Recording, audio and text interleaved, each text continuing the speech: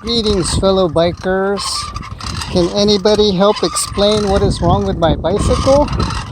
This is probably an early 80s Schwinn World Sport 10-speed. As you can hear, there's some squeaking and squealing every time I pedal my bike. But if I just coast, no squeaking and squealing. So I don't think there's any grinding that happens, but I'm just kind of curious if anybody knows what the problem is and how to solve it. Is it from the pedals? Is it the crank system? Or is it something totally different? But yeah, this only started happening a few weeks ago.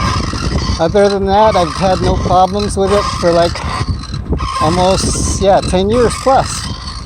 So, and whatever is making these sounds definitely makes it more difficult to pedal. So I'd say it takes at least 15% more effort to pedal. And for sure I don't get the top speeds that I used to anymore, because it does take a lot more effort to bike than it used to. So yeah, please let me know in the comments below. And thanks very much for watching. Bye.